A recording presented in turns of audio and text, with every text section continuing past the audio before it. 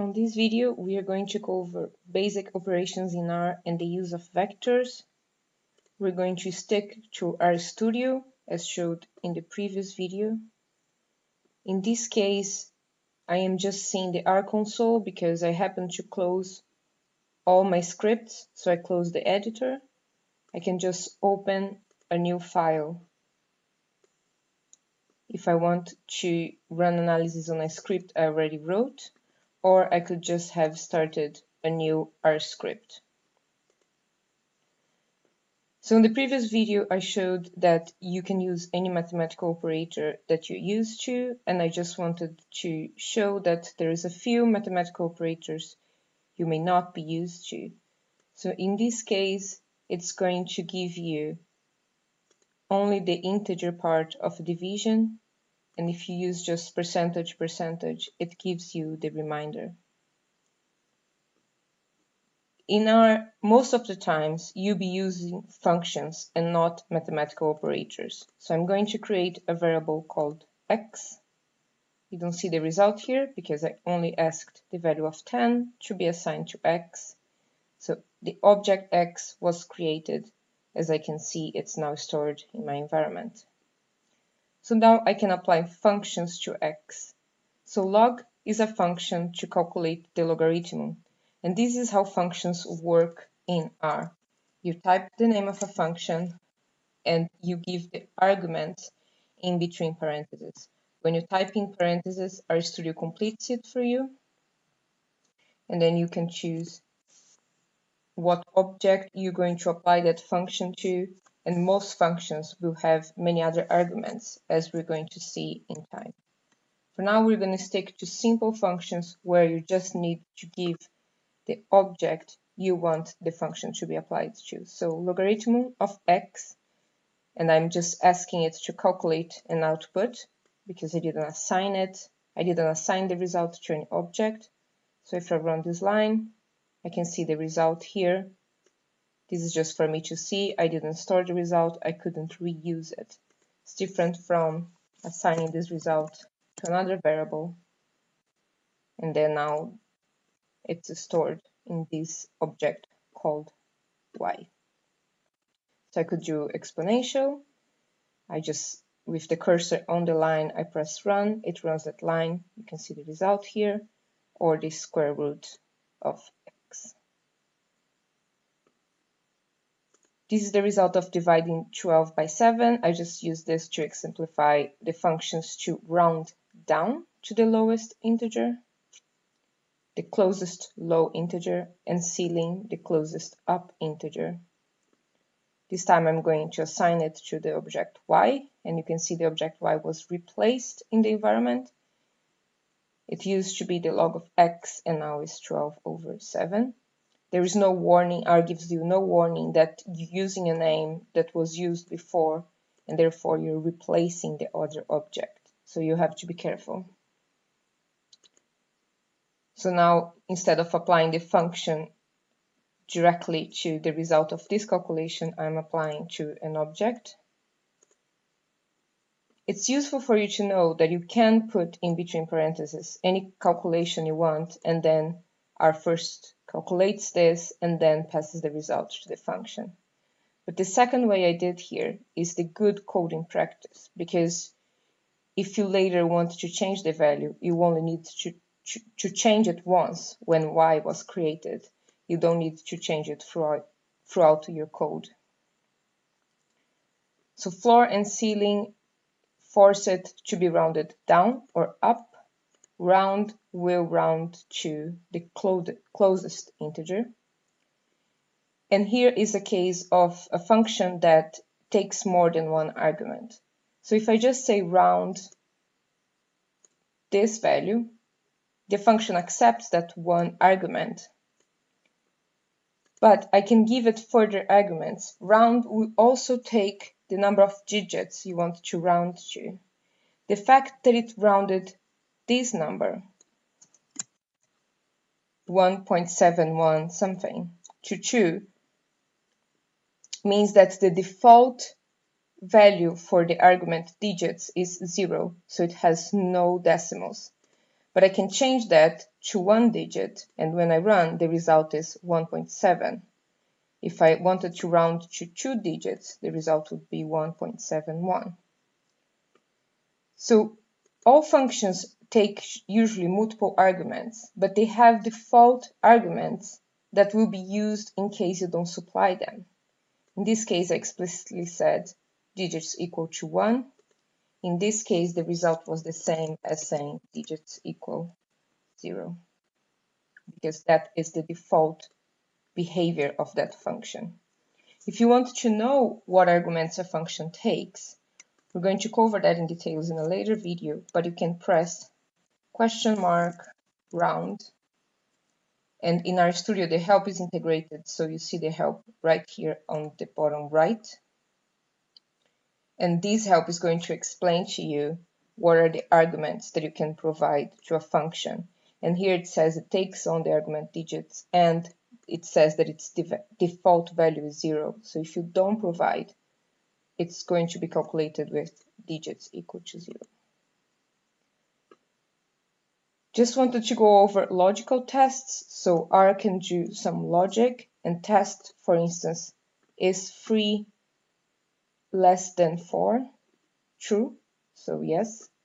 You could use that, for instance, to test if a given number is an even number by seeing if the remainder of the division by 2 is 0, which in this case is true.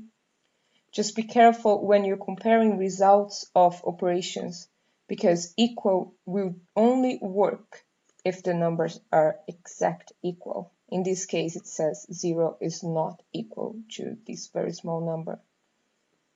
So you're used to the less than sign, and there is the greater than sign. 2 equals means you're not assigning, you are testing if this side is equal to this side. So for instance, if I assign A to be the product of 6 times 7, and then this test is A equal to 42. And here I'm assigning the result of this test to B. So B is actually going to be true. Not any value, just a logical parameter true. When you assign things to objects, you have seen that usually nothing is displayed as an output. When you put a specific command between two parentheses, R executes what's inside and then displays the output. So I did this only for you to see on the video. It's not usual that we want to see the result, we usually just want R to do what we're asking. And here I put some more examples just for us to work with logical values a bit more. So I created 2 variables, and then I can test if it's greater than 1. And means I'm testing if this is true and this is true. So the result is only going to be true if both statements are true. In this case, this is true and this is false. So when I test, is this true and this true? The result is false. Is this true or this true? The result is true because one of them is true. I don't necessarily know which. And you can test not only less than, but also less or equal than. And that's just wanted to show how you write that. That's all for basic math and logic. But if you download the notes that accompany this video, I have left a list of a few more logical value tests that you can try and a list of common mathematical functions. We're going to get back to R and work with vectors, which is getting a bit closer to how we actually do statistical analysis using data. So far, we have only been working with really small objects. For instance, when I assign the value of 2 to the object A, it's only one value, one element. Usually, we'll be working with data. You probably use to handle your data in a spreadsheet, for instance, Excel. Here you have 2 dimensions, rows and columns. We're going to start simple and start with only one dimension, so only one sequence of values. For instance, 1 to 15 would be such a sequence. We have 15 values, 15 elements, but they are in only one dimension. As I said, usually we import our data, but if we're creating data in R, there are several ways to create vectors. You could create a sequence, as I did here, but the most common is to use C, which stands for concatenate, and then you just piece together all the values you want, separating them by a comma. You can concatenate other variables as well. You could even concatenate variables mixed in with numbers.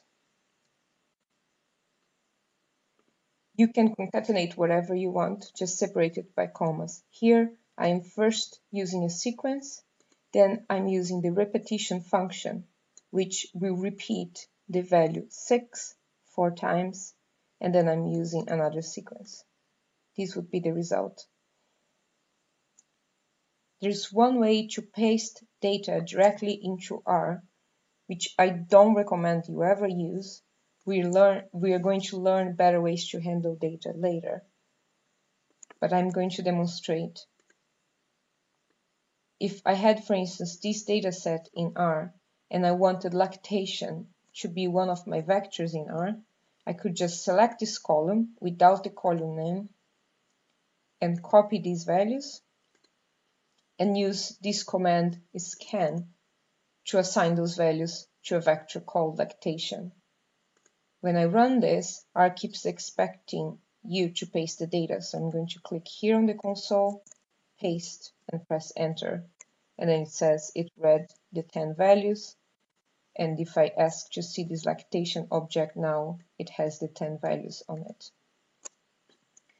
I've also only been demonstrating numbers, but contrary to, for instance, this data, R will take text as the values of any vector. So for instance, I'm going to create a vector called fruits with apples, oranges, and grapes.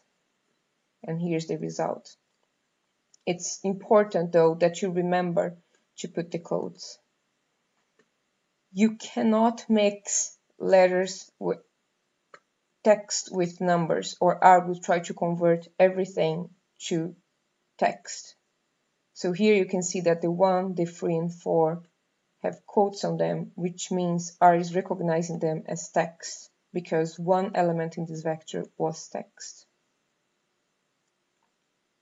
You can, of course, also have numbers, as I said before, so here's the vector numbers. And you can even have logical values assigned to your vectors. So if I test numbers greater than 0, it's going to test one by one all the elements on this vector and return the value to this other vector. So test will also have the same number of elements as numbers, and it's going to return false for these numbers and false for the numbers up to 0 and true for the numbers that are greater than 0. I'm just going to call those two vectors again for us to pay attention to them. So numbers has 11 elements and fruits has 3. It's a good time for us to pay attention to those numbers on the console. So far, the lines have always started in 1 because we have used really short vectors. If I created a long sequence, you could see that now the result spans several rows. And you realize that what those numbers are the position of the first element in that row. So R is just telling you, all of this is the result. This line starts on element 1. This line starts on element 17. You can call specific elements by using brackets. So remember, we have been using parentheses for functions. We can use brackets for indexing. So let's look again how numbers looks like. And if I ask for the third element on this vector, R should return -3. I don't have to call one specific element. I can call a number of elements. So I can call elements 3, 4, and 5. 3 to 5. Or I can ask for specific elements using again the concatenate. So if I typed 1 column 3, it's going to give me the elements 1, 2, 3. If I just want the specific elements 1 and 3, I use the C and then I separate them by commas. So it gives me just the element 1 and the element 3. You can use this to assign to a new vector only specific values. So the entire fruits vector has 3 elements, and I'm going to pass only the elements 1 and 3 to this new object called liked fruits. I click twice here to select the whole name of the object, and then this new object only has 2 elements, the first and the third in fruits. Another way to do that is to use negative index. So fruits minus 2 is going to return the fruits vector without the second element. So it's the same thing. Remember that text should always have quotes. Otherwise, R is going to look for an object named kiwis, for instance. So here we were using index to take the element from a specific element from a vector and assign to something else. We can also assign a value to a specific index. So this is how fruits looks like right now. And to the position 3, I'm going to assign a new word.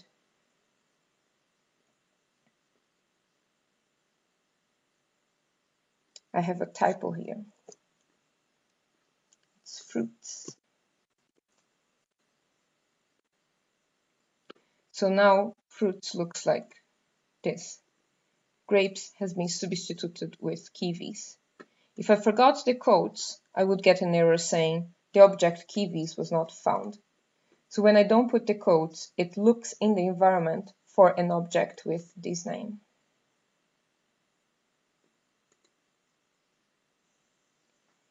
Fruits was already a vector with 3 elements. So when I assigned the word kiwis to the third position, it replaced what used to be there with a new word.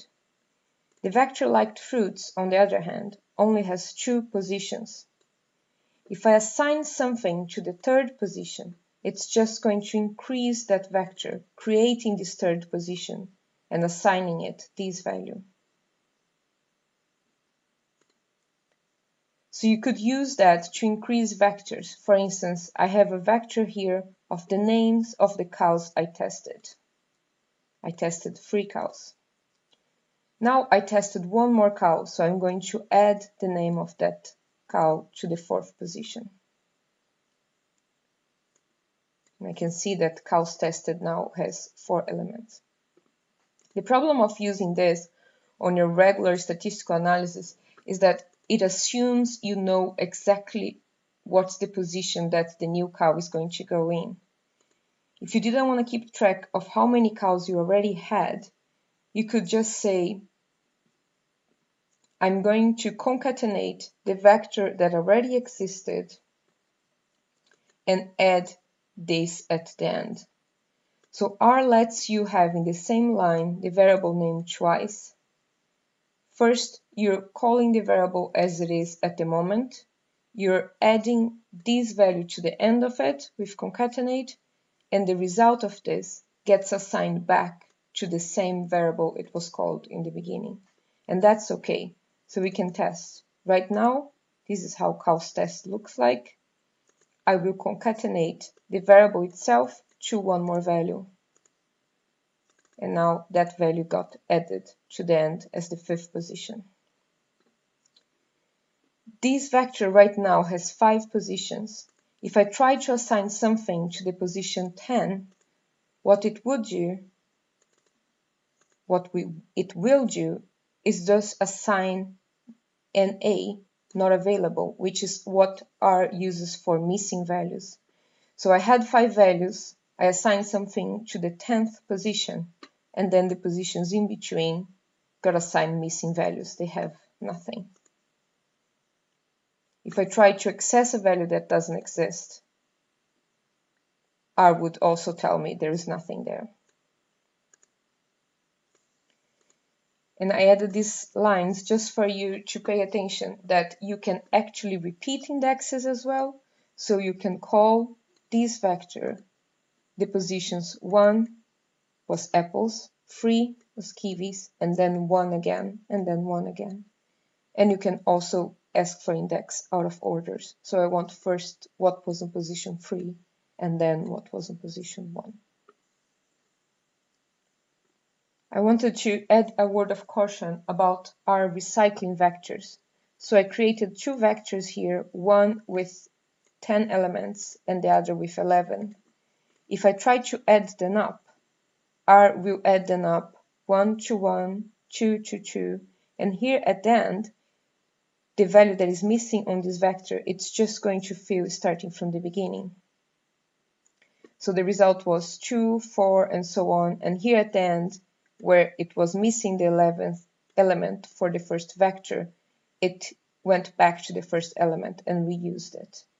R gives a warning message for that, but not an error message, which means your calculations still ran. So when you're running scripts, the whole script at a time, this can go unnoticed, and you have to pay attention that you do operations vector to vector that are the same length. And on the subject of operations with vectors, I'm going to rewrite x as element with 1 to 15. Here's how x looks like. If I take one vector and multiply it, or sum, or do any other operation to one single value, it's going to multiply by 2 every single element of x one by one. So the result would be 2, 4, 6, and so on. And as I said before, if you do operations with two vectors, then it's going to do it 1 to 1, 2 to 2, 3 to 3, and so on. This little piece of code will just do the recycling that we had talked about before. Let's go back to this vector we had before with 11 elements, some negative, 0, and some positive. And we used before numbers greater than 0 to do a logical test element by element. So for each element of numbers, it told us whether it was greater than 0, being false for all the elements up to 0 and true otherwise. Note the difference. When I do this, it gives me the same number of elements as I had in numbers and with a logical value for each element. The function which, if I ask which elements fulfill this test, it's only going to return the index of those elements that are true. So here the result is 7, 8, 9, 10, and 11. Let's look at numbers again. So it's saying 1, 2, 3, 4, 5, 6, and then only 7, 8, 9, 10, and 11. Only the numbers on those positions, on those index, fulfill this condition of being greater than 0. So it doesn't give you as a result the numbers, it gives you their position on the vector numbers. Let's try this a number of different ways. So if I just did the logical test, as we've seen before, the result would be a vector with the same number of elements, 11, but with logical values for all of them. If I asked for which, it would only return the position of those that are positive, so only 5 elements. If I actually want to reduce what the numbers vector used to be to these elements, I have to say, please give me back the vector numbers with the indexes corresponding to which of those numbers were greater than 0.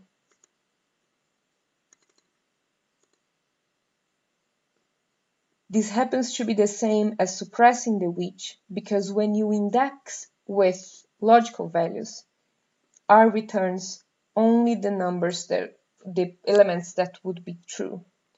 So let's see if I can go over this. Here's how numbers looks like, and here is how numbers greater than 0 looks like. If I say I want the vector numbers, but only the elements which indexes